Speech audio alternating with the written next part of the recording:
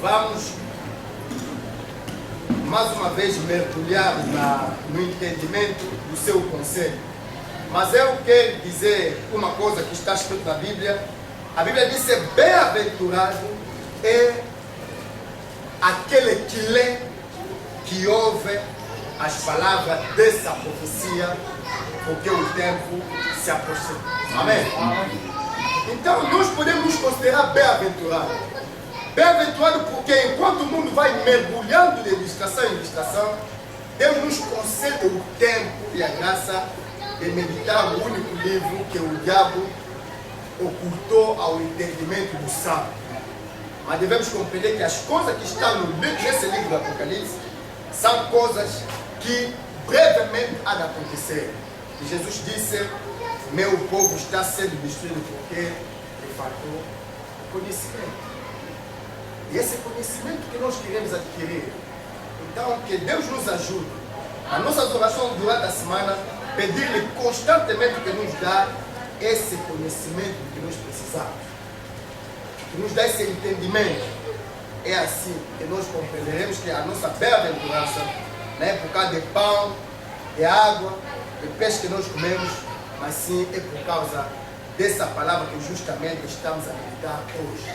E a Bíblia disse: quando o Espírito Santo é enviado do céu para revelar o conselho de Deus, para falar das coisas escondidas aos comuns de mortais, até os próprios anjos desejam atentar para aquilo que se diz e fala.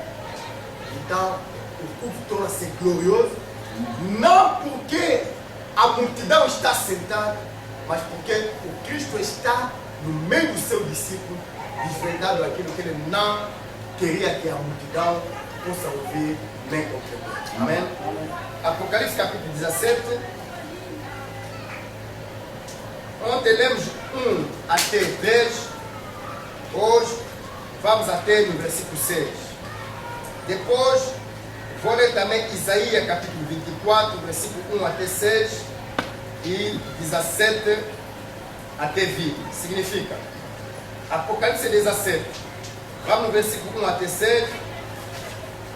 Isaías 24. Lemos versículo 1 até 6. Depois lemos também no mesmo capítulo 24, o versículo 17 e 20.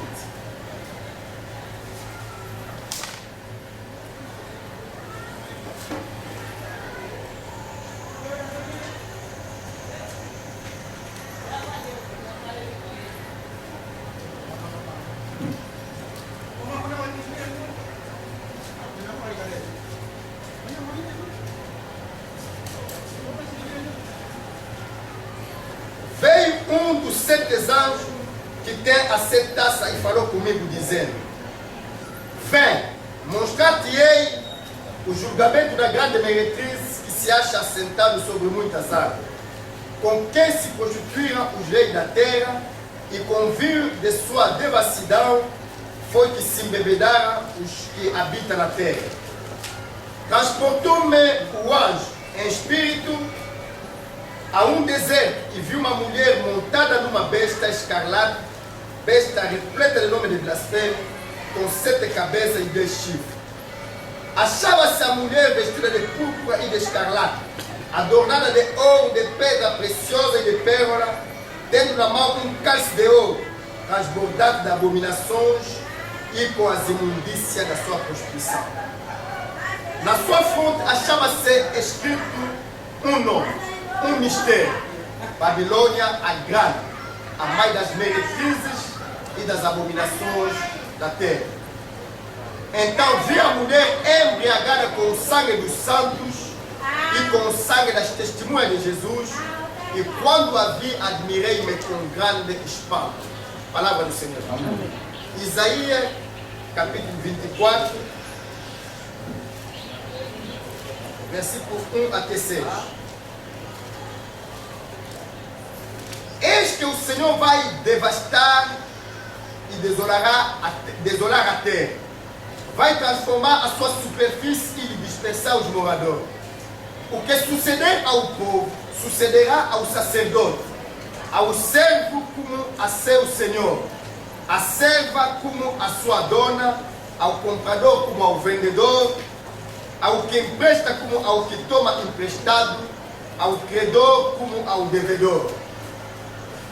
A terra será de todo devastada e totalmente saqueada, porque o Senhor é quem proferir esta palavra.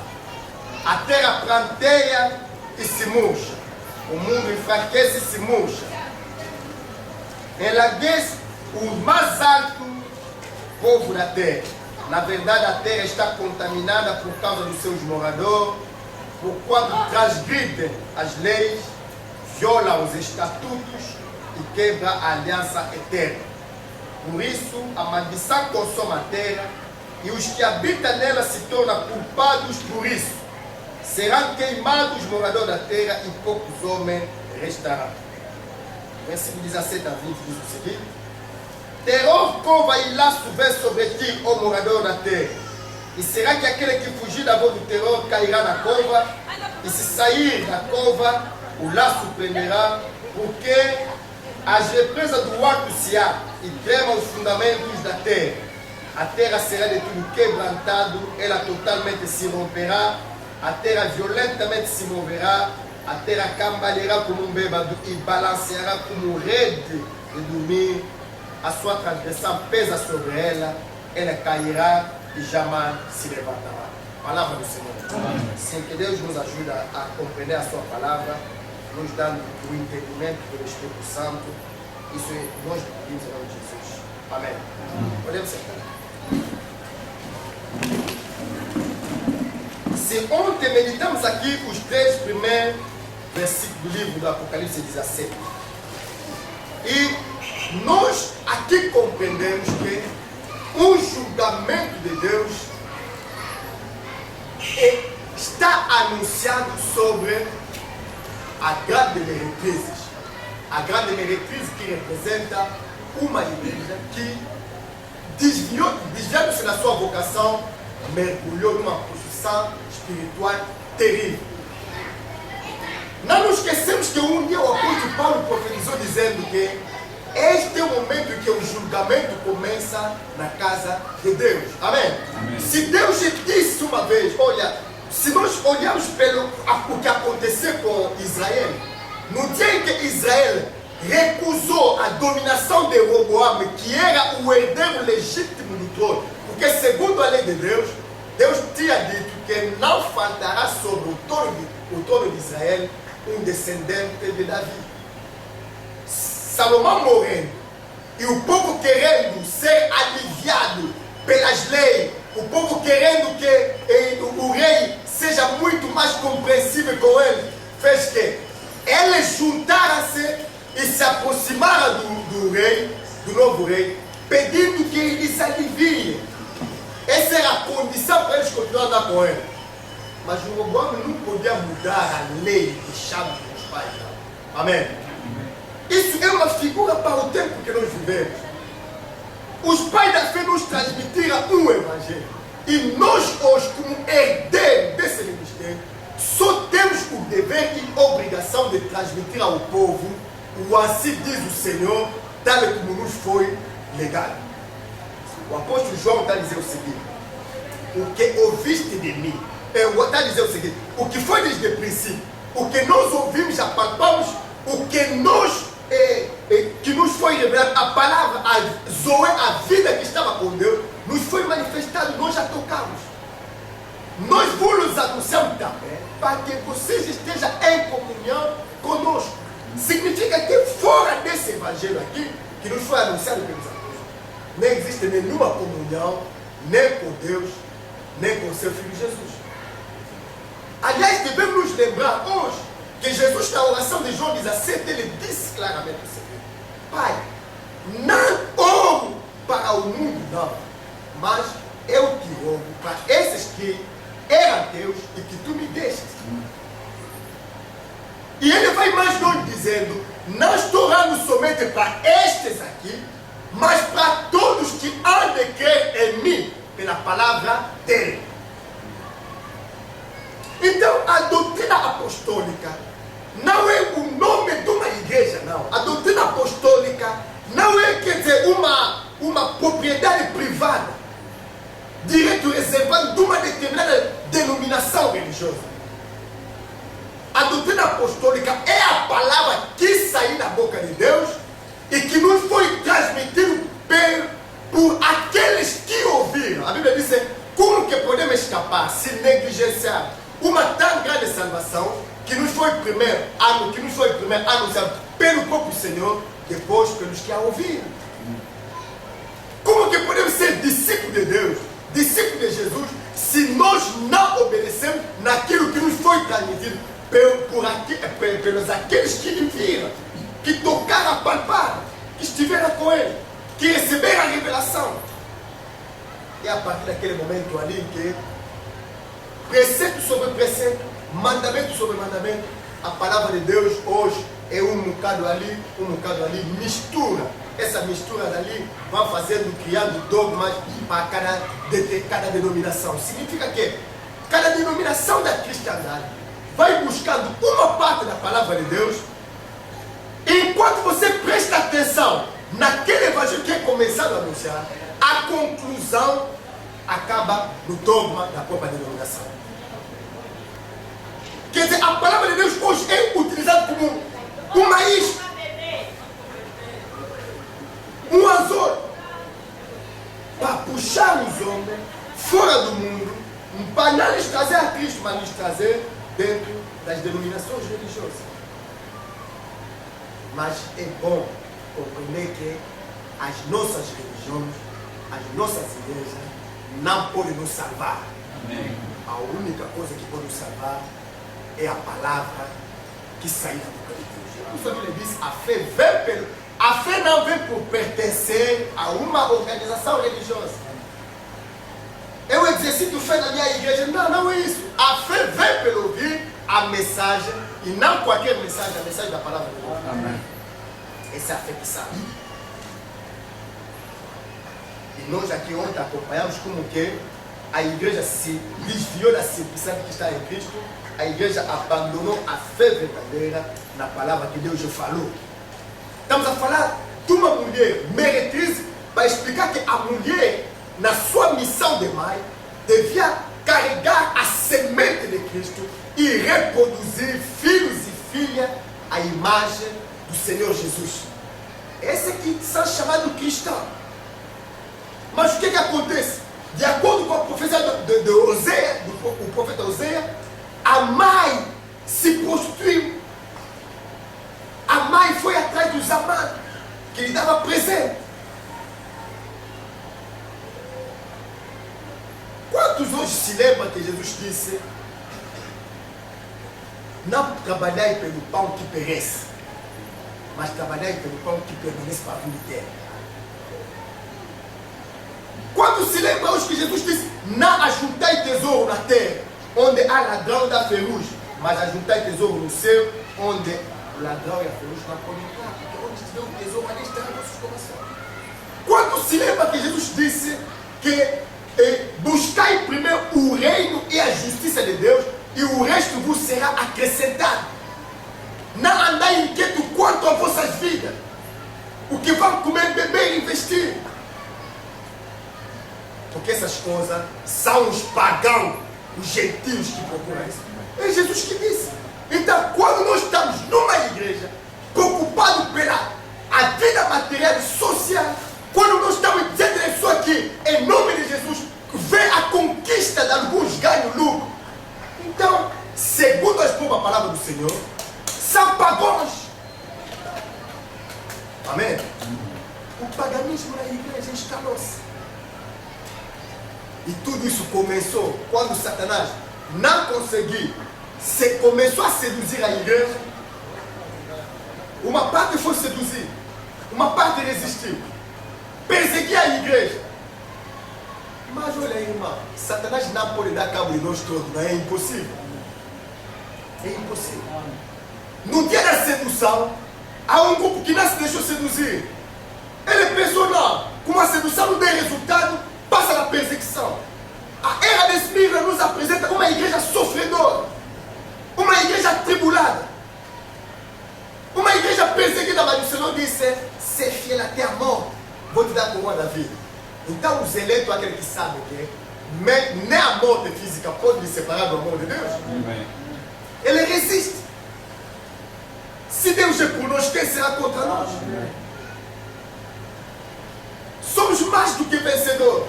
Mais do que vencedor, não quando Ele nos dá o que nós lhe pedimos. Somos mais do que vencedor quando compreendemos que até a morte não pode nos separar do amor de Deus. Amém. Nem a nudez, nem a doença, nem a fome. É ali onde hoje o cristão verdadeiro se preocupa do verdadeiro tesouro. Cristo nos dê a maior peça. E essa peça não é material, mas a peça está no lugar celestial. Deus, aliás, nos dá a maior peça que está no lugar celestial. Essa peça é Jesus. O conhecimento de Cristo é um tesouro. É por isso que nós estamos a ver hoje que o conhecimento verdadeiro desapareceu. Você não vai encontrar diamante em qualquer canto do chão, não. O que é precioso é caro. E a Bíblia compara o Evangelho da glória de Cristo com um tesouro escondido em vaso de barro. Jesus disse: o reino do céu é semelhante a um tesouro escondido num campo onde a pessoa passa, vai e volta, até que alguém foi descobrir o tesouro. E pelo gozo do tesouro, foi vender tudo o que ele tinha e veio comprar aquele campo e se instalou ali. Quando um eleito se encontra com a palavra de Deus, ela abandona tudo. Alegria, basta-lhe alegria na palavra, porque o mistério está aqui. Quando a Bíblia diz a todos que Deus dá-nos conhecer, os predestinou a ser semelhante à imagem do seu filho Jesus, dá-nos conhecer onde? Provérbio 8 diz: antes que a terra seja posta no seu fundamento. Jesus se apresenta no provérbio como sendo a sabedoria de Deus e a primeira de todas as suas obras. Mas há uma coisa que Jesus disse no livro de Provérbios que nós não podemos esquecer. Ele disse: eu achava minha alegria no mundo habitado de Deus. Achava minha alegria no meio dos filhos dos homens. Significa que antes que essa terra seja posta no seu fundamento, há uma raça, há um povo que existiu. Porque a própria palavra não começou por ser material. A palavra é, antes de tudo, o Espírito. A palavra foi produzida pelo Espírito. Quando Deus, o Todo-Poderoso, ele, na forma do Espírito, habitava uma luz inacessível, ninguém ele conhecia. Ele se dá a conhecer quando tomou a forma da palavra. Quando a pessoa não compreendeu a palavra, pegou essa palavra, meteu numa carne, enviou na terra. É que nós chamamos Jesus. Nós também passamos pelo mesmo processo. Quando Deus disse: façamos o homem da nossa imagem e segundo a nossa semelhança, Deus não é barro, não. E a Bíblia confirma que Deus fez o homem. É só depois que a Bíblia diz que Deus pegou o pó da terra e fez a forma e soprou. Quer dizer, pegou a semente do homem, colocou nesse corpo aqui.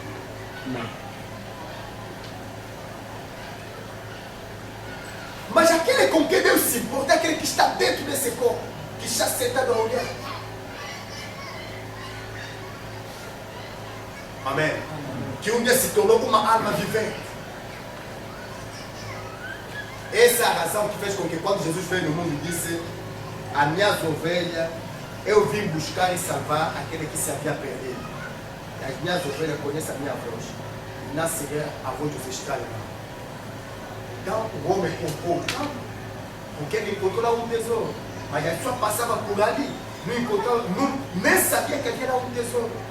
Como que aquele homem tomou conhecimento que ali tem um tesouro naquele campo, por onde todo mundo passa? O apóstolo Paulo disse: o evangelho que vos anunciei não aprendi de homem nenhum, foi por uma revelação do Espírito Santo. Uma revelação do próprio Senhor. Deus é quem revela o seu segredo naquele que lhe pertence. Numa geração, o próprio Deus é que traz uma ovelha junto do pastor da sua alma. O Senhor é meu pastor, nada me faltará. Quem condiz é o próprio Senhor que vai te conduzir um dia, se és ovelha dele, junto das velhas de pastagem e te fazer repousar nas águas tranquilas. Na água turva, não.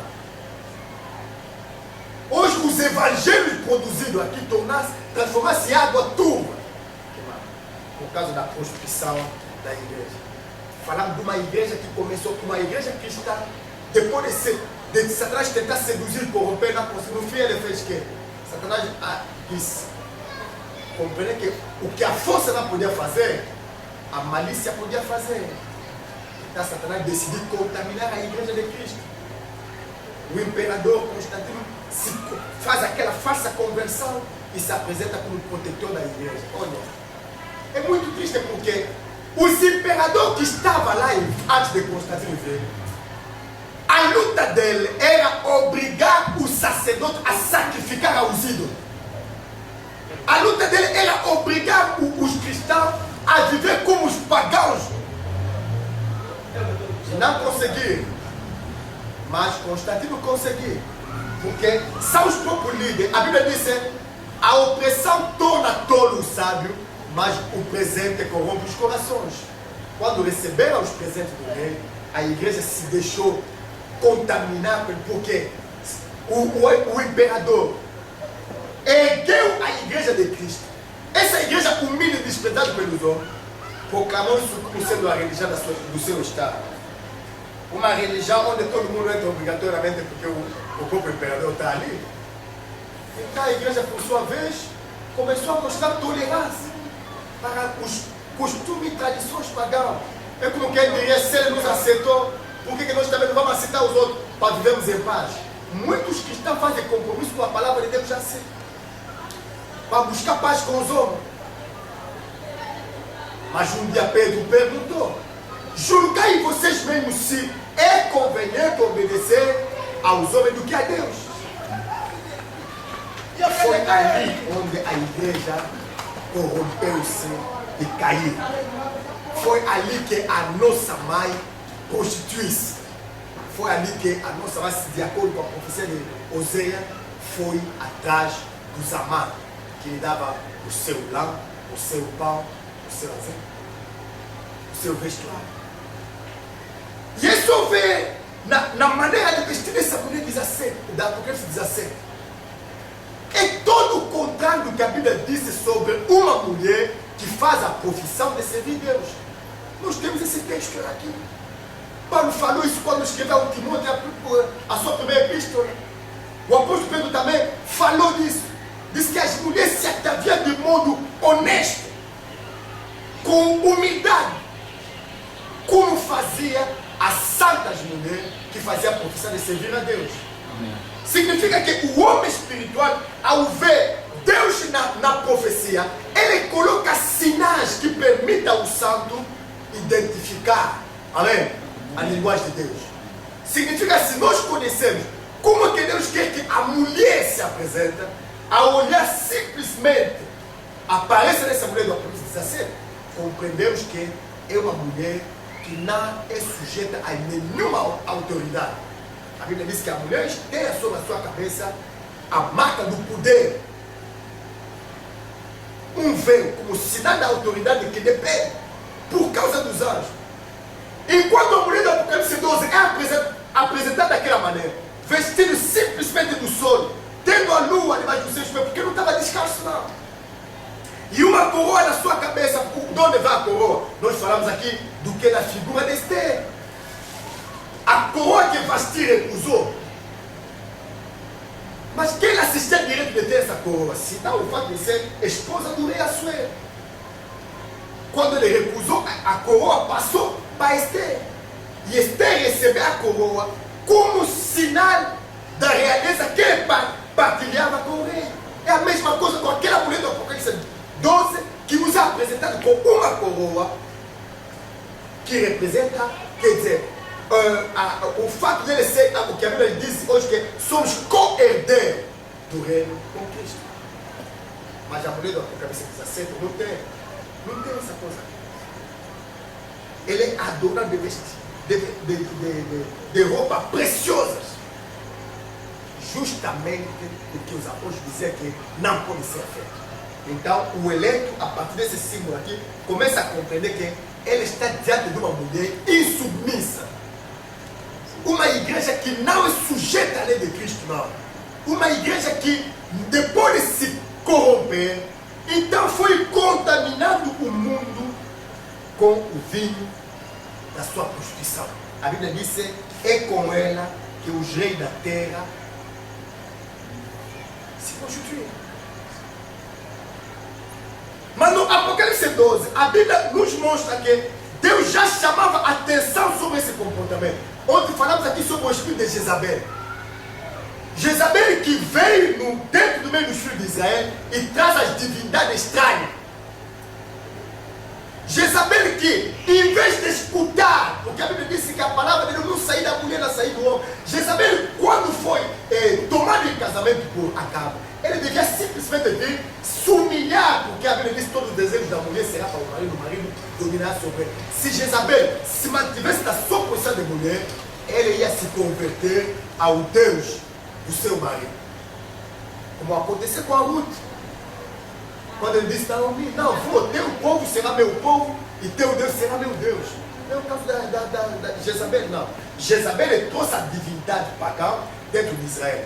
Corrompeu o rei, e quando o rei foi corrompido, todos os moradores da terra também aprenderam a fazer como ele. É a mesma coisa que aconteceu na igreja cristã.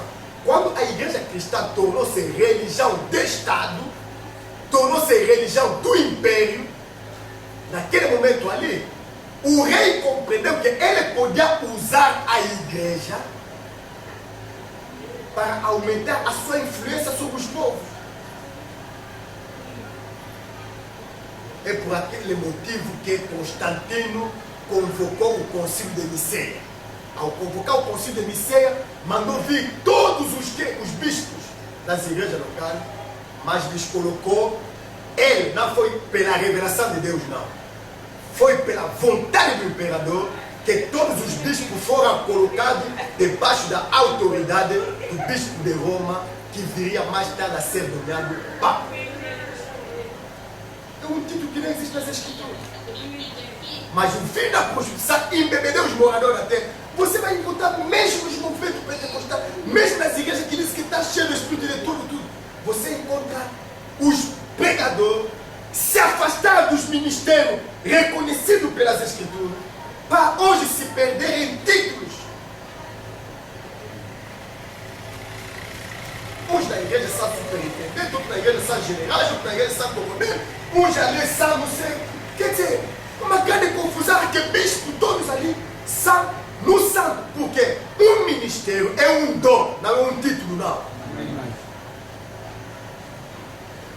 Mas a igreja de Roma deixou de lado os ministérios e começou a dar título. A igreja cai numa organização humana, onde nós temos um presidente reinando sobre um sistema, ladeado por sua cor, depois vão os outros até lá. Um homem exalta-se sobre o sistema da adoração. Esse modelo de adoração é anticristo, antipalavra. Porque Efésios 4 diz que ele fez dom aos homens, uns como apóstolo, profeta e evangelista, para quê? Para a edificação do corpo de Cristo e aperfeiçoamento do santo, e que todos nós possamos crescer naquele que é a cabeça. É quem? Cristo. Para que formamos um corpo unido com a ajuda das juntas. As juntas são justamente esses ministérios que vêm ali. O pastor, o evangelista, pouco importa a diferença das medidas, pouco importa a diferença dos ministérios, mas todos são ao serviço do Evangelho de Cristo. Não das suas denominações, não. A igreja romana começou a dominar a terra inteira. Porque a igreja romana, para os que foram atentos aqui ontem, nós vimos como que depois se estabeleceu uma grande luta entre a hierarquia eclesiástica de Roma e a hierarquia política. O poder político do império foi diminuindo. Despesa militar, guerra por ali, guerra por ali, guerra por ali. Mas o poder da igreja foi fortalecendo-se. E quando o poder da igreja fortaleceu-se, no princípio o imperador nomeava o Papa, no fim é o Papa que começou a nomear os imperadores. Acredito que quando Deus nos dá a oportunidade de imprimir a brochura, vamos ver até os nomes desses imperadores aqui que pela primeira vez foram proclamados o Papa da terra. Até os nomes dos imperadores, o primeiro imperador que um Papa nomeou, Carlos Magno, ele era um pagão, mas a igreja chegou a ter alguma autoridade superior à autoridade do povo Império Romano. O Império Romano é representado na profecia pela besta, não só a partir do livro do Apocalipse 17, mas desde o livro de Daniel. O quarto animal é extremamente terrível, que matava e destruía. Depois do Império Grego, veio o Império Romano. Mas a Bíblia nos apresenta no livro do Apocalipse 17 uma mulher montando, cavalgando a besta. Significa que, na linguagem de Deus, fala-se do poder eclesiástico que domina sobre o poder político. Amém? Amém. É assim que aquilo que no princípio era uma igreja de Cristo, transforma-se num governo. Amém? Esse é o mistério do Apocalipse 17. A grande meretriz, que era uma igreja, se constituiu. Vê só a influência que Jezabel teve dentro do reino de Israel. Até o marido era apagado. O marido não tinha voz. Jesus foi buscando essas figuras aqui, como eu disse ontem, não para que nós pensamos que um dia Jezabel morreu e voltou, não. Para ver o espírito que agiu naquele tempo é o mesmo espírito que vai agir na igreja. E Jesus já no Apocalipse 12 ele disse o seguinte: eu tenho contra ti que tu tolera que a Jezabel ensina, seduz e leva o meu servo a praticar a prostituição e comer coisas sacrificadas aos ídolos. Amém? No princípio são os imperadores romanos que obrigavam até os cristãos a morrer, lhes levavam à morte só porque os cristãos deviam obedecer nos costumes pagãos. Muita gente pagava pelas vidas dele. Mas no fim, não é mais o Império Romano, não. Não é mais a besta que está a combater a igreja, não. Amém? Mas é a própria mulher que conseguiu domar a besta, porque eu não sei se... Eu já andei uma vez de cavalo. O instrutor me disse o seguinte: você quando monta um cavalo, o cavalo sente. Se você sente, se tem medo dele, o cavalo tem instinto para saber que esse que está em cima de mim tem medo. Ele te atira no chão. Então quando subir em cima dele, se você for firme, ele vai sentir a tua autoridade, ele vai se curvar, vai se render. E quando subir no cavalo, a primeira coisa que o cavalo fez é levantar as patas de frente. Gritou mesmo, levantou as patas de frente. E quando caiu, levantou de trás, começou a me balançar assim. 1, 2, 3, 4, mas eu agarrei firme as rédeas dele. Depois se cansou, começou a bater o pé no chão. Ele me disse: agora pode ir. Havia também uma luta entre a besta e a mulher, mas a Bíblia diz que João disse: eu vi uma mulher montando a besta. Vê como que essa besta era extremamente terrível. Daniel viu, ficou doente, mas a mulher venceu a besta, domou. Não sei se estamos entendendo a linguagem de Deus. A mulher domou a besta. É o poder eclesiástico que domina o poder político. O Império Romano político desaparece e deixa lugar ao Império religioso. É que nós chamamos de a Igreja Universal Romana. Amém. O romanismo não é o cristianismo, não. O romanismo não é o cristianismo. E se pensar que o cristianismo é a religião de Deus, está enganado como um judeu pensava que o judaísmo era a igreja de Deus, era a religião de Deus. Porque Deus, se Deus tem uma religião, a sua religião é a sua palavra. Amém. Aleluia. Amém. Não aquelas coisas que os homens organizaram. O mundo inteiro sujeitou-se na autoridade dessa mulher aqui, que começou a obrigar os homens a sacrificar aos ídolos. Deus disse: eu dei tempo para que se arrependa das suas obras. Mas ele já quis se arrepender. Deus promete, o Senhor promete que eu vou tirar numa cama e trazer uma grande tribulação aos que adulteram com ele. E ali onde nós repetimos, Nem são todos que clamam Senhor, Senhor, que entram no reino do céu. Todas as igrejas que adoram segundo o mesmo modelo da adoração da mãe. Amém? Porque a Bíblia chama a mãe das meretrizes. Quais são as outras meretrizes? São igrejas iguais, que saíram dele.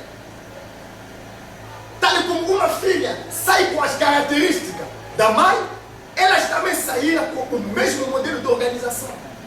E a Bíblia chama de meretrizes. Então, como que essa igreja, por exemplo, essa mulher aqui, começou a obrigar o servo a sacrificar os ídolos? Jezabel trouxe os cultos estranhos. E na igreja também começamos a ver os cultos estranhos a entrar. Amém? Os reis da terra, depois de se prostituir com essa mulher aqui, se prostituíram como? A doutrina dessa mulher não é espiritual. O tesouro dessa mulher não é um tesouro que está no céu, não. O tesouro da mulher está na terra. O império deu tanto dinheiro nessa mulher aqui como um homem que quer conquistar uma mulher, que conquista pelos bens. No fim, o homem fica sem dinheiro. Uma esposa fiel, quando o homem fica sem dinheiro, ele permanece com o homem.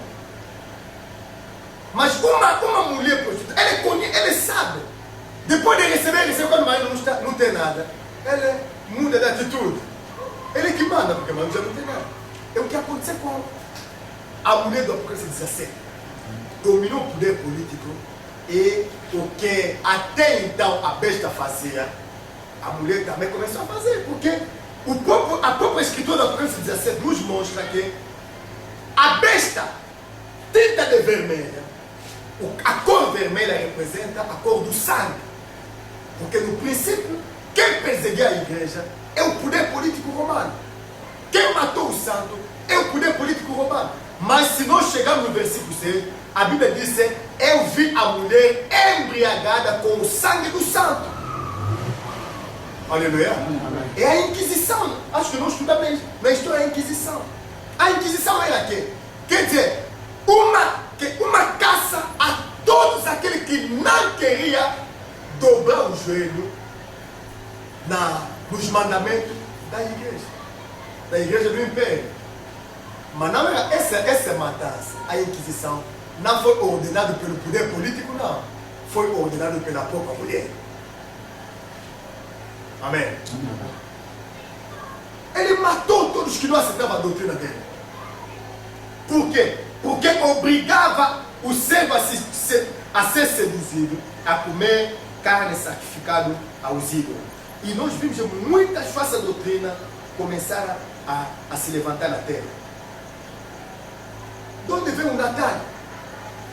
Abra a tua Bíblia, Cocô Natal. O mundo inteiro está levando naquela brincadeira. Missa de galo, não sei o que, é galo, é presente, todas aquelas coisas ali. Quer dizer, hoje os homens, pensando servir a Deus, sacrificam ídolo. Porque se perguntar, o Natal sai onde? Do paganismo. Como o culto de Baal saiu do paganismo e entrou em Israel. O Natal entrou na igreja. Se perguntar que é a igreja, somos a igreja de Cristo. Repreenda a vossa mãe, diz a vossa mãe: ele não é minha mulher, eu não sou marido dela. Que tira da sua face as suas prostituições. A vossa mãe se prostituiu. O profeta Oséias disse isso. Ele foi atrás dos seus amados, que lhe davam lá. Você vê hoje todas as festividades da igreja, dessa igreja, transforma-se em negócio. A Páscoa. Eu até não sei, uma vez estou a acompanhar na Euronews, porque festa da Páscoa, chocolate, não sei o que, é uma tradição comer chocolate. Eu disse, mas meu Deus, quando se celebrou a Páscoa, se celebrava a Páscoa comendo a carne com erva amarga. Mas o sabor de chocolate doce saía uma outra abominação, é negócio. Aleluia. E o povo está ali. Me fala do dia de São Valentim. Quem é? Me mostra na Bíblia aqui o São Valentim. O santo dos que, não sei se é chama aqui padroeiro o quê? Padroeiro, não sei, dos namorados. Na Bíblia não existe. Quer dizer, todo mundo é levado na prostituição Em nome de Cristo. Você vê como que as coisas ficam. Ah, você também foi na ideia de namorado, vou comprar também um presente. Os moradores da terra se embebedaram com o vinho da sua constituição. Amém. Esse traz bebedeira. Amém. Todo mundo está aí, mas é que é. Depois no fim, quando na ilha da família. Não. Eu não estou fechando Natal, mas é dia da família. Mas por que não fez bolo dia 10 de dezembro? Só esperar dia 25 para comer bolo. Glória a Deus. Amém? Amém. Hoje, a Jezabel profetizou. Mas a profecia dele levou a pessoa a sacrificar aos ídolos. Nós vimos de todas essas coisas se levantar, uma por uma, começar a entrar. Dia dos finados, o corpo dos mortos. Não existe. Deus já proibiu essas coisas aqui. Para Deus é abominação. Mas não. Não sei se é dia 2 de dezembro, não me lembro se é 2 de dezembro. Todo mundo ali está no cemitério, a varrer, a fazer missas, a tirar água benta, a abençoar quê? Culto dos mortos. Você não pode fazer isso. Não é Bíblia. Se dizer, se perguntar, é o santo mandamento da igreja. Essa mulher aqui leva o povo a sacrificar os ídolos. Amém. E ele começou a introduzir devagar e bem. Acho que essas práticas pagãs. Mês de Maria. Maria, mãe do céu, mãe de Deus. Maria, rainha do céu. É uma proclamação de um Papa. Por quê? Porque a igreja proclamou em 1870 que o Papa é infalível. Significa o que ele diz é o que se faz. Ele é o representante de Deus na terra. Ele não poderá. Então, quando ele vem nos dizer que não, Maria subiu no céu, ninguém abriu as escrituras para verificar se ele foi no céu aonde. Não. É assim. Então, todo mundo vai adorar.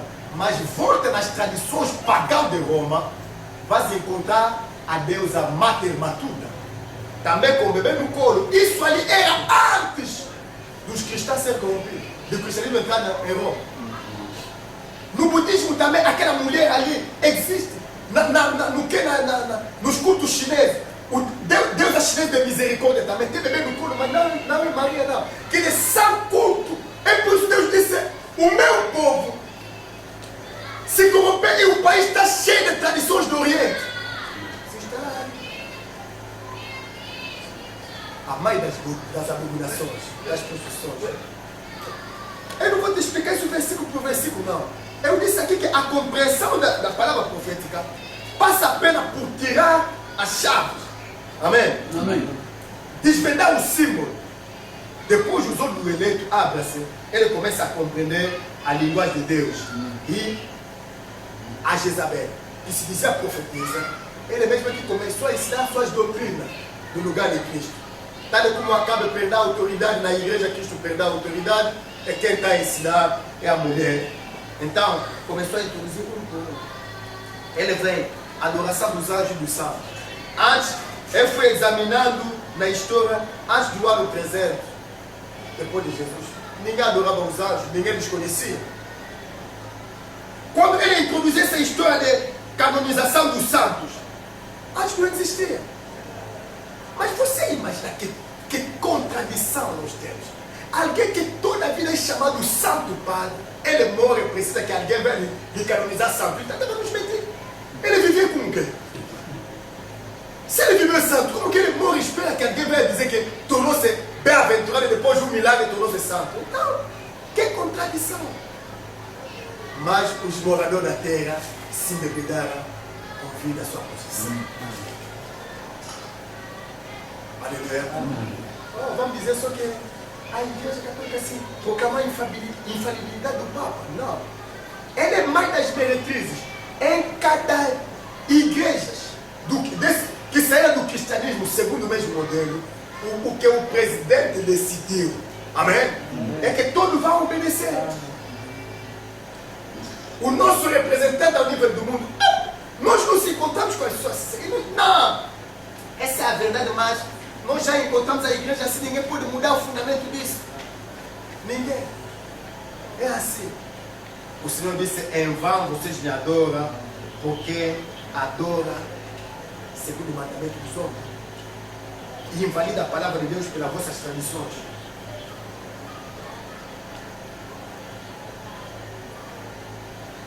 O Bonifácio XIII vem com a economia do Papa, chega também num certo ano ali, a partir de hoje, todo mundo tem que vir beijar os pés do Papa, todo mundo ali, beijar os pés do Papa. Ah, se limitasse até lá, seria bom. Foi dessas nossas, pastor para andar, tem que levantar. Todo mundo para falar com o pastor tem que dobrar o joelho, tem que se arrastejar de joelho no chão. É o mesmo modelo de adoração.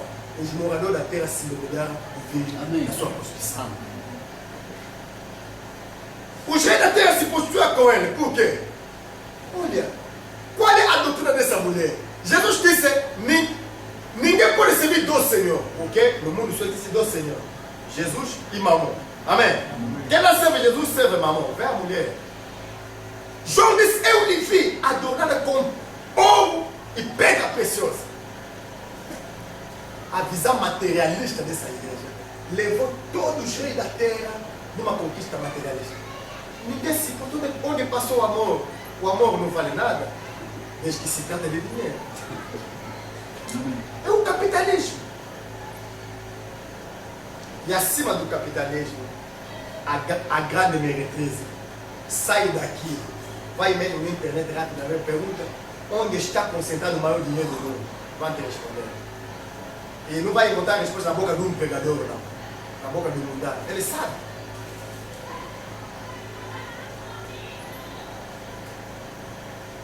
Todos renderam um culto materialista, onde Cristo e a sua palavra foi completamente esquecido, porque em nome de Deus, o dinheiro, a riqueza, e segundo o mesmo modelo, as igrejas que saem hoje é dinheiro católico, curso de diaconato, dinheiro, curso de obreiro, dinheiro, curso daquilo, dinheiro.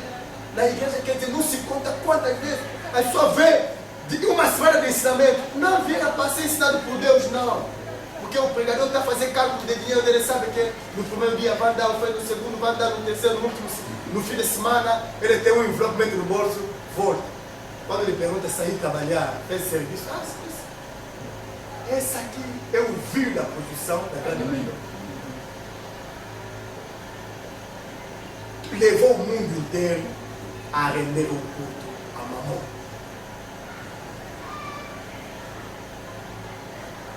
Embriagou-se com o sangue do santo e começou a matar-se.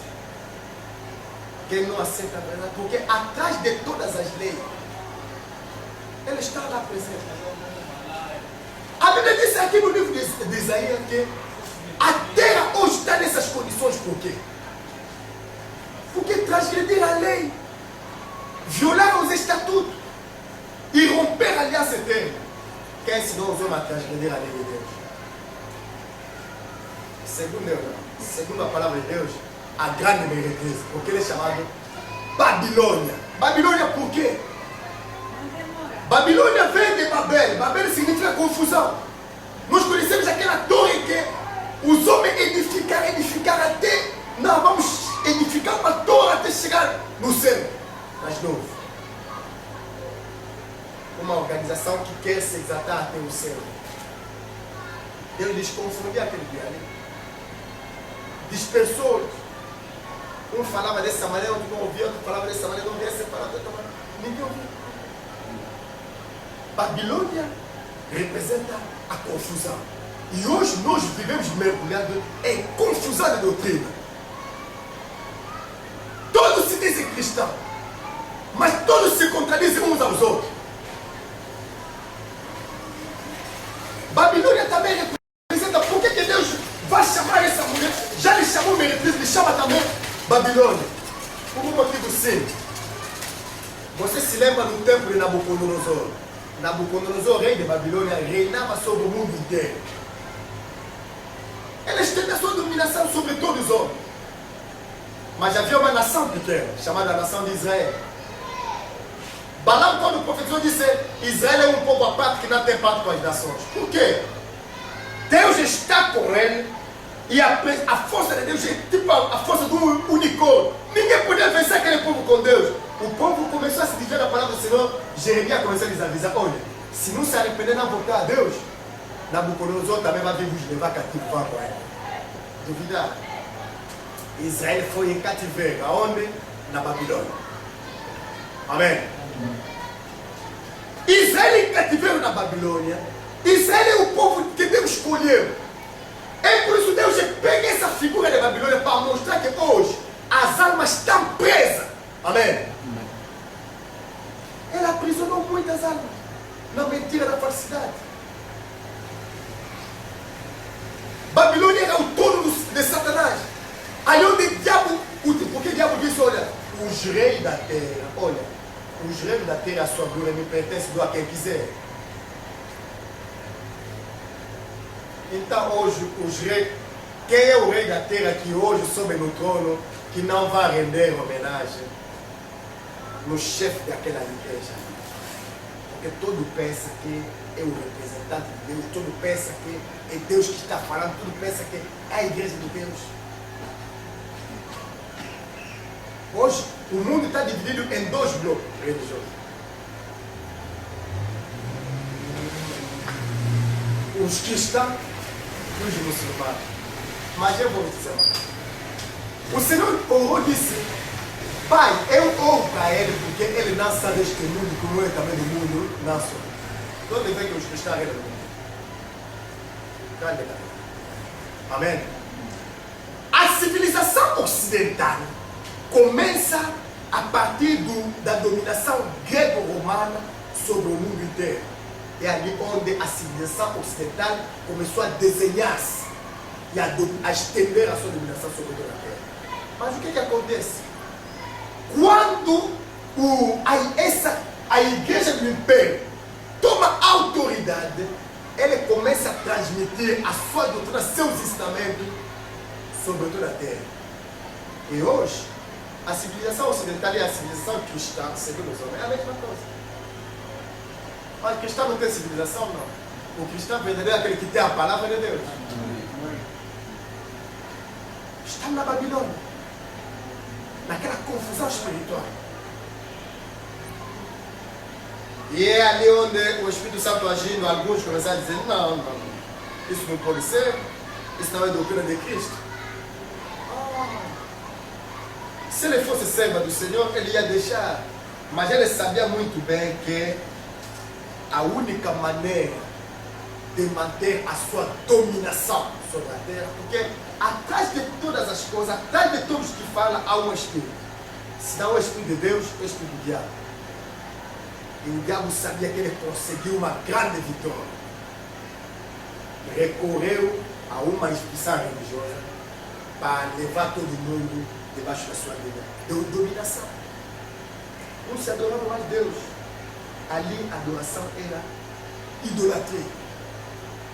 Deus disse: eu sou um Deus ciumento que não dará minha glória a ninguém. E quando alguns compreenderam, tentaram escapar desses ensinamentos, de mesmo modo que Jezabel mandou matar os profetas de Deus, até no dia que Elias saiu, e até o próprio Elias não escapou da perseguição, a Inquisição veio também confirmar o que o Senhor já disse no Apocalipse 12. Você tolera essa mulher ensinar e seduzir? Eu me dei tempo para se arrepender, mas não quer se arrepender. Vou matar até os seus filhos. Deus disse: vou matar os seus filhos para você saber que eu sou o Senhor que sonda as mentes. Amém? Deus não se importa com a adoração exterior.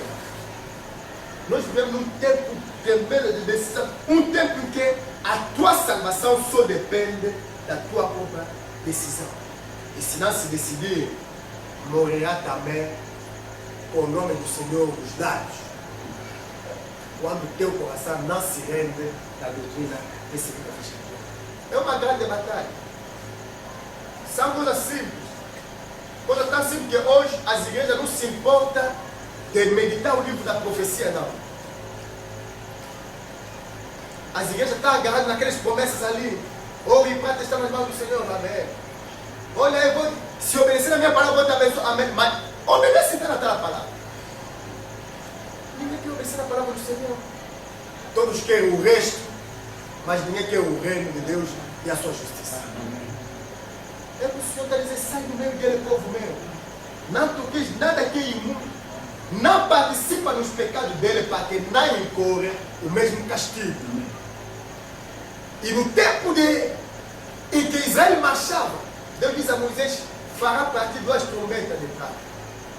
Quando toca o primeiro sinal, os anciãos de Israel se ajuntam diante da tenda de congregação para vir escutar o que diz o Senhor. Quando tocar dessa maneira, todo o povo se aproxima para vir ouvir o que Deus tem para fazer. Mas quando você escutar o som dessa maneira, então é a saída do acampamento.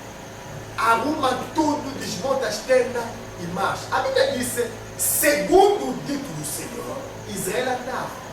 Se a nuvem parava num sítio 1 mês, 1 ano, Israel ficava 1 mês, 1 ano. Se a nuvem se levantar, a trombeta tocava para avisar as pessoas que a nuvem já está deslocada. E ninguém dizia, não, já estou habituado aqui, já fiz a minha nave ali atrás, quando eu vou ficar. Destino era a terra de Canaã, desmontava-se tudo. Amém. Amém. Nós também hoje a trombeta se toca para a saída do acampamento. É preciso que os eleitos se afastem de todas essas confusões aqui e possamos pegar tudo que é nosso, como um dia Lot juntou tudo que era dele e sair de Sodoma. Nós também precisamos de sair do cativeiro de Babilônia.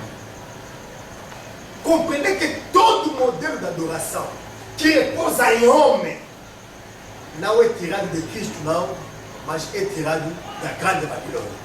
É a grande meretriz que embebedeu por vir da sua construção os moradores da terra. Olha, mas vamos dizer que, será que eu, quando fui meditar nessas coisas, há uma pergunta só que eu faço para o Senhor. João está dizendo o seguinte: achava-se a mulher vestida de púrpura e de escarlate.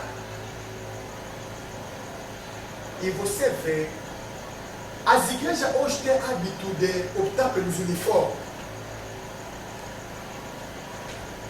A nossa igreja, todo mundo vai vestir de branco, o sacerdote vai vestir dessa maneira. Mas eu fui vendo, pesquisando, eu encontrei, não existe nenhuma igreja que escolheu a cor púrpura e escarlata como cor de preferência. Nos cultos oficiais, nas cerimônias importantes, eles usam aquela cor ali. De acordo com a profecia do Apocalipse 17. Será que é uma coincidência? Que quando há uma grande manifestação da grande meretriz, todo sacerdote está vestido de vermelho. Ele pode ter aquela patinha dele branca ali, mas observa aqui, pessoal. Se não é púrpura, é vermelho. Ele disse que eu vi a mulher com um cálice de ouro nas mãos. Você, aquele cálice de ouro, de vinho, quando ele está bebendo, não, bebendo sangue de Jesus, se bebendo, bebendo sangue de Jesus, bebendo sangue de Jesus, bebendo. Sangue de Jesus vai te bebedar, né? São as orações que ele faz, com aquela Eucaristia dele, em todas as representações. E se há aquela igreja ali, será que é por acaso que ele escolher uma mulher como a representação daí? Ele chama isso em latino o fides, aquela mulher ali, a fides. Se você vê em todos os desenhos, representa aquela mulher ali com casqueiro e Eucaristia. Todas as pinturas dele, em Vaticano e fora do Vaticano. Okay. É ali onde nós compreendemos o mistério que Deus queria nos revelar. Amém? Amém. Por detrás das coisas visíveis, por detrás daquela grande influência, porque o Senhor disse o seguinte a Pilatos: se o meu reino fosse deste mundo, o meu Senhor ia combater. Amém? Mas como que a autoridade religiosa se levanta e reina sobre o mundo? Porque aquela dominação ali não vem de Deus, não. É muito mais do que história, mas é a verdade que Deus nos revela para que possamos compreender que o nosso problema, quando a Bíblia diz sai do meio dele, povo meu, não é dizer, não, nós vamos sair lá, depois nós também vamos fazer o nosso grupo. Não. Quando você sai, faz o vosso grupo, estabelece vossas próprias leis, você está fazendo exatamente o que ela também fez. Amém. É por isso a Bíblia chama mais das meretrizes e da abominações. O apóstolo Paulo está nos exortar a nós regressarmos na simplicidade que está em Cristo Jesus. Amém? Amém. Regressamos a compreender que o cálice, nós falamos uma vez de cálice aqui de sempre, olha, no plano da salvação, o cálice tem o seu papel muito importante. Porque Jesus, depois de ser rejeitado, ele aceitou-se na mesa da ceia com o seu discípulo. Ele pegou na ceia, depois de dar o pão a todos para ser consumido, disse: pegai isso, comei, esse é meu corpo que é partido por vós. Por quê? O próprio Jesus disse: quem se alimenta de mim, viverá. Eu sou o verdadeiro pão que saiu do céu. Esse pão aqui, para os que têm entendimento, é a doutrina que veio do céu. Jesus disse o seguinte: se alguém quiser fazer a vontade de Deus, saberá que a doutrina que eu vos anuncio não é minha não, mas é do Pai que me enviou. O que Moisés vos deu não é o verdadeiro pão, não. A minha carne é uma verdadeira comida. O povo se escandalizou. Uns pensavam que talvez é canibalismo. Não. Vê o que Moisés fez antes de sair do Egito. Na noite em que a morte estava para visitar o Egito, Deus disse o seguinte: cada família vai pegar, meter de lado uma ovelha, imolar a ovelha e pegar o sangue, pintar as portas para que o anjo da morte possa ver, porque o sangue vos servirá de sinal. O sangue serve de sinal porque quando o julgamento de Deus vir, o julgamento de Deus não tem autoridade sobre o sangue de Cristo, não, porque o sangue de Cristo traz perdão aos homens, é a remissão dos seus pecados. Mas não nos limitemos somente no sangue, não. Porque ele, quando matava, não pegava sangue, pintava as pontas, depois pegava o animal e ia deitar. O animal era assado e comido na totalidade. Sabe por que Deus dizia assado e não fervido? Porque você, quando está a fazer uma carne estufada, você precisa cortejar isso para caber na panela. Deus não gosta que corteja a palavra dele, não. A palavra dele tem que se colocar do jeito que você coloca o animal inteiro para ser assado na guerra. É assim que também, quando estamos sentados, a palavra tem que ser apresentada ao povo na totalidade. Amém. E toda a palavra da Escritura, toda a promessa da Escritura é sim e amém em Cristo Jesus. Amém. Não há ninguém que vai escolher, não. Eu vou comer aquela parte, essa parte eu não gosto, não. Deus disse: come tudo, tripa, carne, todos, come. E come precipitadamente. O eleito não diz: não, vou esperar ainda amanhã para ver. Não.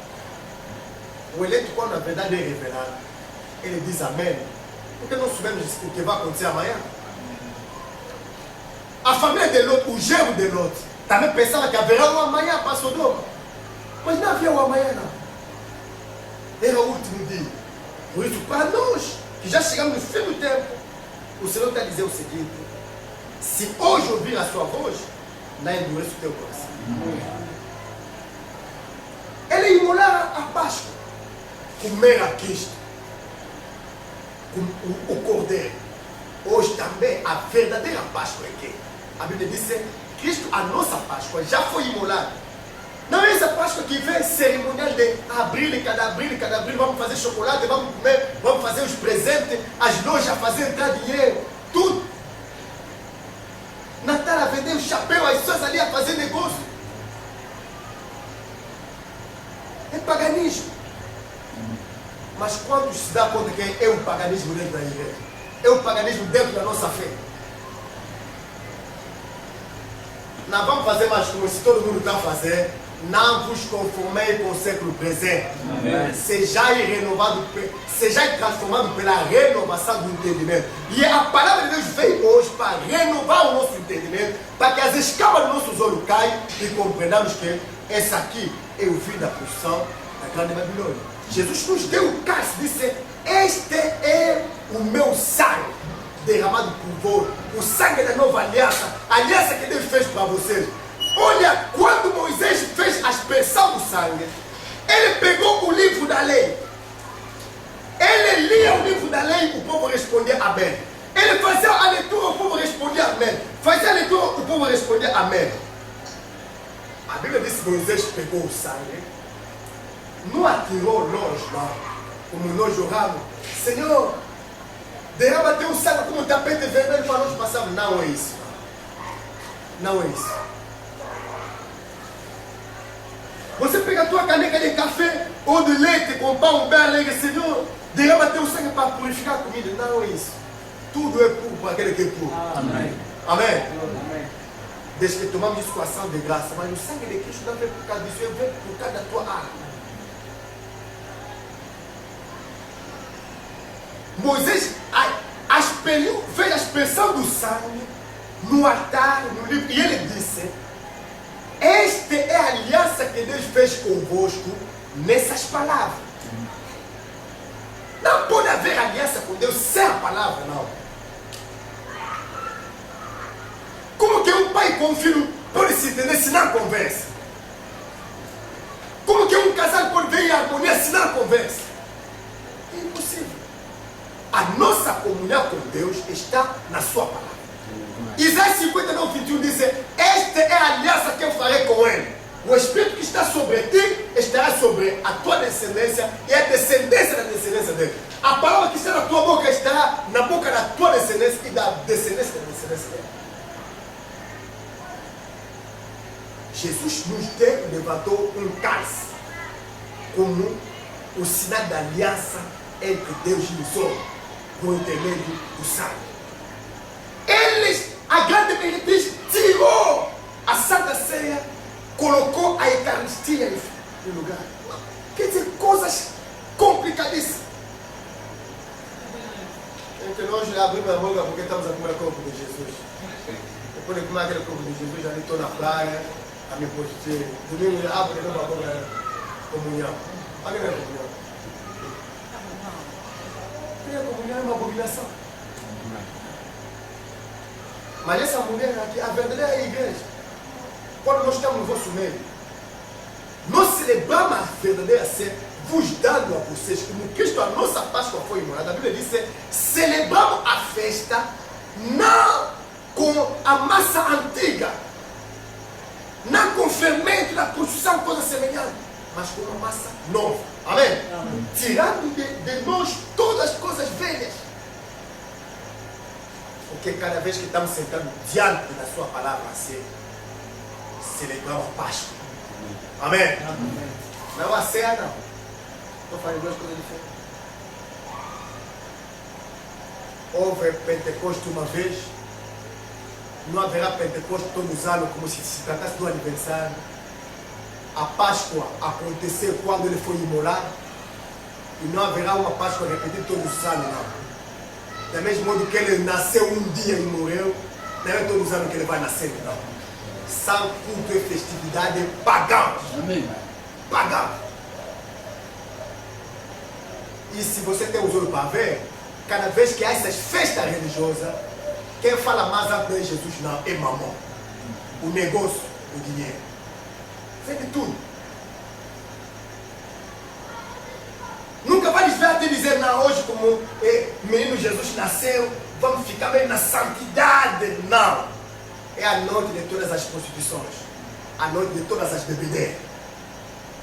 A noite em que até as meninas que não conseguem sair fora porque são privados pelos pais que têm ainda alguma honra em educar os filhos, eles aproveitam sair porque é missa do gado. E as galinhas vão atrás dos gados. Uma grande confusão. Para a ruína das almas, para a destruição da fé. A mulher também tem um cálice que lhe dá ao mundo.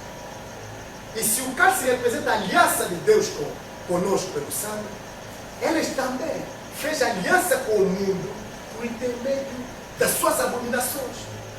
Porque a Bíblia diz: aquele cálice ali não está cheio de sangue da aliança, não, mas está cheio das abominações e das imundícias da sua prostituição. E quando ele levanta isso assim, em jeito de santidade, todo mundo diz: eu não sei até o que ele anda a dizer. Pensa que ele está lá. Me lembro daquela procissão em que nós todos andávamos assim, com as mãos juntas. Estamos aí, santo durante 1 minuto e pecador toda a vida. A grande Babilônia. Seu nome é um mistério. Oh, eu não sei quantos mistérios estão ali, mistério não sei doloroso, mistério não sei de quê, mistério da Santa Trindade, mistério até do nascimento de Jesus, mistério da... Quer dizer, tudo é mistério, mistério, que não será revelado. Não só agora os mistérios mistério da ascensão de Maria, mistério da Fátima, mistério da luz. Grande confusão para a vida. Seu nome é um mistério. Você vai ver aquela igreja ali, está cheia de mistério, mistério, mistério. Mistério que, mas Jesus disse não há nada de segredo que não será conhecido. Quando é que vamos explicar esses mistérios então? Mistério de Fátima, estamos à espera disso, porque mistério de Fátima revela não sei que guerra mundial. Nós estamos ali com medo de ter assim guerra. Esperamos aquilo. Sabe, eu disse um dia no amigo, eu disse, olha, sabe o que dói aqui? Eu recebi te dizer que Deus me mandou vos dizer, Jesus sendo velho. Não vai acreditar. Mas o mundo inteiro foi levado numa mentira. Pela 10 pessoas pequeninas assim, umas meninas de 9 anos, não sei 11, porque Maria apareceu. O mundo inteiro acreditou. E quando eu estava a mostrar a última sobrevivente, eu pensava que se trata de uma santa mulher que quer dizer, passa a vida em oração. Não. Vi na casa dele, quer dizer, transformar a casa dele numa espécie de museu, o centro de negócio das medalhas. Eu entendi, é isso ali. Mamão. Os moradores da terra beberam a vida só por isso. E eu conto muitas concessão fulano, Assunção fulano, até os nomes dele nos colaram isso. Maria da Lourdes, Maria de Fátima, vos colaram nomes pagãos das abominações. Ele convida a sua procissão com os moradores da terra a se dominar. E diante da riqueza ninguém resiste. E se queremos falar hoje da riqueza, sim, ele chegou naquela riqueza porque o culto dele, como que ele conseguiu se adornar de ouro precioso? E Osé, o profeta, explicou. Ele foi atrás do amante que lhe dava aquilo que ele precisava. Esqueceu-se que quem dá o vinho é Deus. Quem dá o vestuário é Deus. Não, ele foi atrás dos amantes para procurar. Aquela luta para conquistar os bens materiais, todas as igrejas hoje estão mergulhadas nisso. Todas as igrejas. Pensa que Deus é quando vamos lutar para construir uma coisa. É por isso a mentira até entrou na igreja. Por quê? Todos querem subir de qualquer maneira. Todos. Vai te prometer fundos imundos. E quando chega lá, não vai te dar fundos imundos. É preciso você dar primeiro. Preciso dar. E de esperança em esperança, dá tudo, como diz o Senhor. Ele não apacenta minhas ovelhas, mas apacenta-se a si mesmo. Come a carne, reveste o lã, tudo. As ovelhas vão emagrecendo, espiritualmente morrem. Esse é o mistério da grande batalha. João olhou, ficou admirado. Por que admirado? Oh. O apóstolo Paulo disse: virá um tempo que a pessoa será blasfemador, mentiroso, amante do prazer do que de Deus, irreconciliável, caluniador, mas tendo uma aparência da santidade. Aquela aparência da santidade é que fez com que todo mundo se deixou enganar por um tempo. Até João olhou, ficou admirado. Ele disse: por que estás admirado? O anjo disse: por que estás admirado? Vou te mostrar o julgamento dele. Vou te dizer o mistério dessa mulher. João compreendeu. Então eu também peço a Deus que, até que chegamos no fim disso também, nós também compreendamos, para que não ficamos admirados, não. E possamos sacudir essa bebedeira aqui. Amém? Amém. E voltar ao nosso estado. Não. É como alguém que pastor Vedeu começar a dizer, olha, você se rebolou na lama, é verdade, não. A partir de hoje eu vou por baixo. É preciso que a partir de hoje rejeitamos esse cálice aqui. É preciso que a partir de hoje aquele que ainda não compreender sai dessa confusão e sai de Babilônia. Porque depois de 70 anos de cativeiro, Deus tinha dado uma promessa pela boca do profeta Isaías. Israel será levado em cativeiro, não para viver para sempre, mas depois de 70 anos de cativeiro, Israel ia regressar na terra de Canaã. Ia regressar, o judeu ia regressar na sua terra para reedificar o templo que foi assolado durante todo o tempo que passaram no cativeiro. É por isso que nós dissemos que Deus nos mandou anunciar a mensagem da restauração. Amém? Por quê? De mesmo modo que Israel permanecer 70 anos no cativeiro e sair, hoje também a igreja, ao fim de 7 gerações, a 7 era da igreja representada por 7 lâmpadas de castiçal, Jesus está para vir. Mas o que diz a profecia? Virá o Senhor aonde? No seu templo. Amém? Amém. O templo está em ruína. Não se trata de um templo feito pelas mãos do homem, não. Mas a verdadeira casa do Senhor está em ruína. Os filhos de Deus todos foram levados presos nas denominações religiosas, que a Bíblia chama meretrizes, filho da grande meretriz, a grande Babilônia. É preciso que esses aqui, como Zorobabel e seus companheiros, saírem e voltar na terra de Judeia para edificar o templo. No fim do tempo também, a Bíblia disse: arrependei-vos e convertei-vos para que venha tempo de refrigério da parte do Senhor, e que vos envie aquele que vos foi destinado. Quem vos foi destinado não é um pastor, um apóstolo maior, um papa, um arquebispo, não. Quem nos foi destinado é o Senhor Jesus. Mas a Bíblia diz: o seu deve conter Jesus até no tempo da restauração de todas as coisas. Significa que a promessa imediata que antecede a vida de Cristo é a promessa da restauração da igreja. Significa que a igreja tem que corrigir. Deus enviará pregador para corrigir as heresias.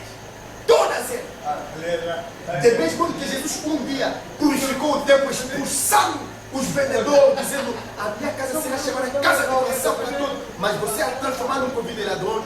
Hoje também o Espírito do Senhor está no nosso meio para expulsar as heresias, expulsar os vendedores do templo e deixar a casa do Senhor na sua santidade, na sua glória primeira. Ageu, o profeta disse: a glória dessa última casa será maior do que a primeira. Era uma profecia. Mas o dia que saíram de Babilônia, reedificaram uma casa. Aquele templo material que estava no chão, tiraram o lixo, levantaram as paredes. Mas a Bíblia disse: o dia que reedificaram o alicerce do templo, os anciões que conheciam a casa na sua primeira glória choravam muito. Os jovens se alegravam, mas aquele que conhecia a glória antiga daquela casa chorava. Por quê? Significa que aquele templo que Zorobabel edificou não ultrapassava em glória o primeiro templo, não.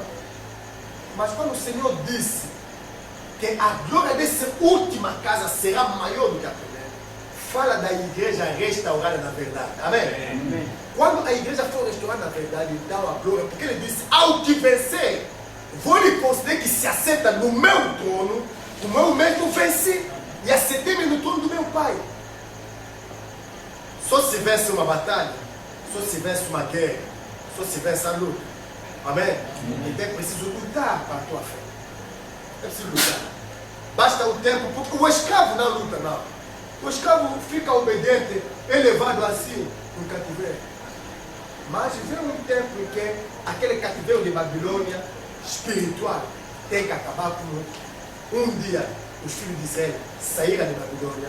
Nesse fim do tempo também, os verdadeiros filhos de Deus sairão de Babilônia. Não sairá de Babilônia para dizer: como Babilônia tem um dia santo, nós também vamos procurar o nosso dia santo. Não. Vamos sair de Babilônia para compreender uma vez por todas que nem o domingo é dia do Senhor, nem o sábado é dia do Senhor. Amém? Amém. Mas todos os dias Deus é santificado. Porque a igreja primitiva reunia diariamente unânime em oração e ensinamento. A igreja primitiva não tinha um dia santo na semana. Quem pode nos enganar daquela maneira ali? Como que você pode se deixar seduzir daquela maneira ali? Mas eu, quando estava a ler as heresias todas que a grande Babilônia introduziu no templo, eu fui descobrir uma coisa muito importante que me deu a luz disso. Quando chegou no ano 1220, depois de ordenar que a missa seja somente em latino, proibir ao povo de ler a Bíblia. A partir de hoje, o povo não tem direito de ler a Bíblia. Quem tem direito de ler a Bíblia é só o sacerdote. Porque ele sabia, Satanás sabe muito bem, que não existe o apóstolo Paulo disse, ainda que seja um anjo vindo do céu, vos anunciar um outro evangelho, para além daquele que já foi anunciado, que seja anátema. Amém. Aleluia. Amém. O anátema é quê? É uma abominação. Ele é mais das abominações, por quê? Porque justamente introduzir muitas doutrinas que são anátema, que não estão de acordo com a doutrina que estamos. E para nos impedir de conhecer a verdade, retirou a Bíblia do altar. Hoje também vai nas igrejas hoje. As pessoas são fanáticos por quê? Porque não lê a Bíblia. Ele tem a Bíblia em casa cheia de poeira. Quando você vai lhe exortar, até quando tira a Bíblia, tem que bater. Mas todo dia vai na igreja. Quando chega na igreja, só faz assim, vê, tava na cabeça. Amém, amém, amém. Sábado, dia santo. Amém, amém, amém. Domingo, dia do Senhor. Amém, amém, amém. Não, a igreja primitiva é um dia todos os dias. Amém. Todos os dias. Unânime. O próprio Senhor teve problema com os judeus, porque no sábado ele ia curar. Mas você tem tantos dias da semana para fazer esse trabalho, por que você escolhe só o sábado? Ele disse, olha, vocês não sabem que até o sacerdote no tabernáculo violava o sábado. Amém? Porque o sábado ninguém podia trabalhar, mas o que o sacerdote estava fazendo no templo? Não estava trabalhando, estava trabalhando. O Senhor disse o seguinte, o sábado foi feito para o homem, mas o homem não foi feito para o sábado, não. O sábado é a lei não veio para nos salvar, não. A lei veio para nos servir de pedagogo, um instrutor que nos protegeu para que não desviamos até quando a graça for revelada. E quando a graça veio e se revelou a mim, não vou esperar uma quarta-feira, porque é o nosso dia santo para eu começar a orar, não. Vou orar todos os dias. Amém. Não só quando estamos no culto coletivo, mas a Bíblia diz que cada um de nós deve apresentar-se como um sacrifício vivo, o que é um culto racional. Eu tenho que ter meu próprio culto para Deus, para além desse culto que estamos aqui. E eu quero lhe render culto todos os dias, lhe orar todos os dias. Amém. Não vou mentir durante uma semana para ir hipocritamente um dia comparecer como um santo. Não. Não é falar mal, mas é restaurar a verdade. Amém. O apóstolo Paulo disse, se você observa dia, mês, ano, luas novas, sábado, eu recebo ter trabalhado para vocês em vão. Amém. Porque somos santificados pela palavra de Deus. Amém. Não vai dizer na história, não, porque quem guarda só será salvo quem guarda os mandamentos. Guardar os mandamentos significa guardar o sábado. Quando Jesus disse ao seu discípulo, aquele que me ama, guarda a minha palavra. Ele não falava do sábado, ele falava da doutrina dele. Bem-aventurado o povo que compreende. Não sai de uma organização para ir numa outra organização, não. Não sai do modelo, de uma falsa organização, para ir adorar segundo o modelo. Só existem dois modelos, o modelo de Deus e o modelo anticristo. Amém. Da palavra. O modelo anticristo é aquele que não se enquadra com a verdade. E Satanás, hoje está onde? Está dentro da igreja. Por isso ele disse, sai do meio. Eu estou à porta e bato. Se alguém ouvir a minha voz, abrirá a sua porta. A vossa mãe se prostituiu. Ele não é minha mulher. Eu não sou marido dele. Repreenda. É a profecia. Ele está se atacando na igreja? Não. Estamos a repreender a mãe que se prostituiu. Alléluia. Amen. Porque nós compreendemos que não somos filhos da mulher, não. Mas somos a semente de Cristo. Amém. Se a mãe se prostituiu, não vamos seguir as suas prostituições, não. Porque hoje Deus nos concede a graça de voltar. Amém. Ela estava embriagada com o sangue do santo. Você pensa que a Inquisição acabou, mas quem conhece a estrutura da igreja romana sabe que o ramo encarregue da Inquisição, depois da morte, de matar a pessoa fisicamente, transformou-se naquilo que se chama, na estrutura da igreja, o ramo que é encarregue da defesa da doutrina. Aquele que era dirigido pelo atual Papa, porque antes dele ser eleito Papa, ele dirigia justamente aquele ramo que no século passado era encarregue da Inquisição, de matar todos os heréticos. Herético não com a doutrina de Cristo, mas herético era aquele que rejeitava a doutrina dele. E hoje mudaram o nome, mas o Espírito é o mesmo. E Deus nos dá um entendimento de compreender que é preciso sair de Babilônia. A grande meretriz, nem a figura de uma mulher, olha, as igrejas fazem livros bonitos, desenham muito. A igreja que tem bom desenhador, desenha as imagens, as figuras, a pessoa fica lá a ver figura, a mulher sentada em cima da besta. O problema não é desenhar a mulher sentada em cima da besta, não. É compreender o que isso significa. Amém. Amém. E se hoje nós falamos do Império Romano que existiu, porque a Bíblia não diz que a mulher era e há de vir, não. A Bíblia diz a besta era e há de vir. A mulher não tem 7 cabeças, não. É a besta que tem 7 cabeças. Amém?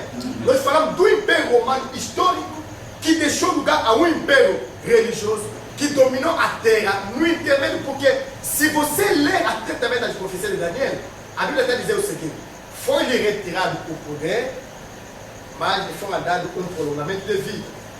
Significa que aquele império político só perdeu a sua autoridade, mas não morreu, não.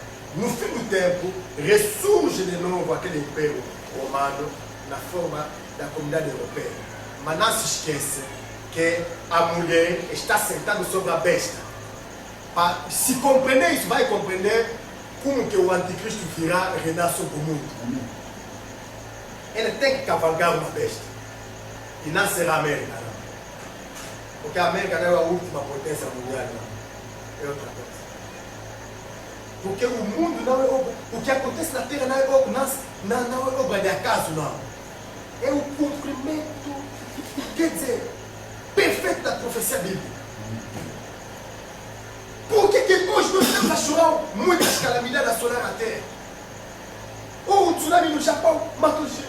Deslizamento de terra matou gente. Ali terremoto matou. Vulcão matou. O Senhor disse: ouvirei falar de guerra, rumor de guerra. Nação vai se levantar contra a nação. Em vários lugares haverá terremoto e fome. Não será o final.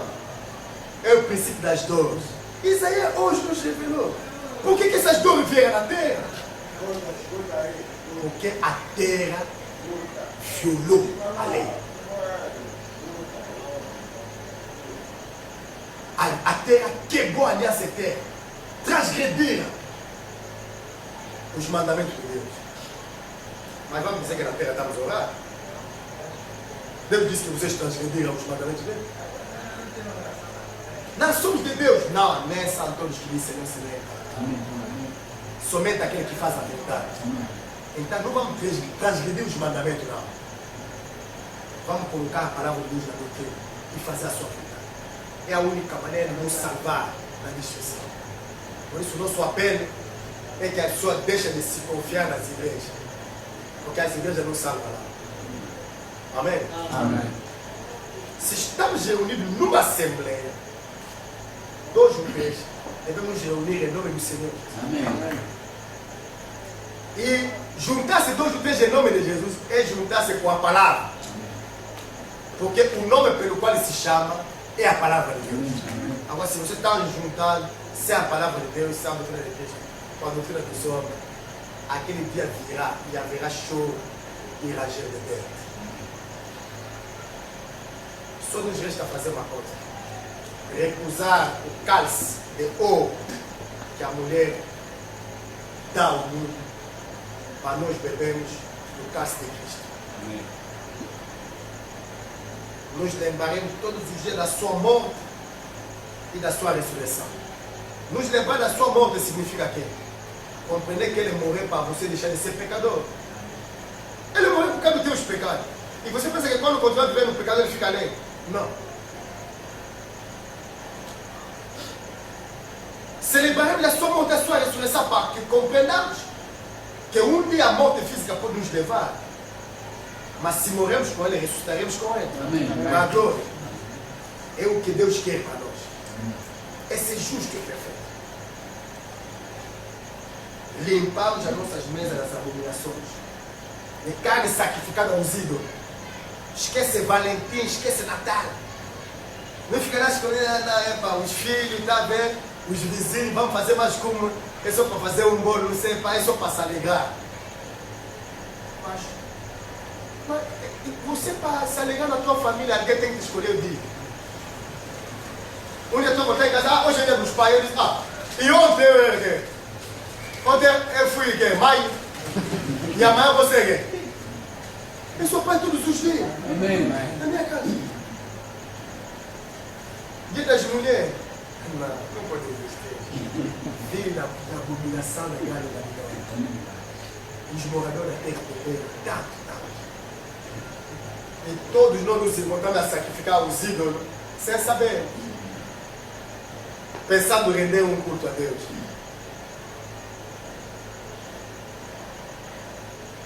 Todos nós ficamos convencidos que nasceu. Ele não vai nascer mais não. Mas se há um lugar onde eu desejaria que ele nascesse hoje, não espera dia 25, não.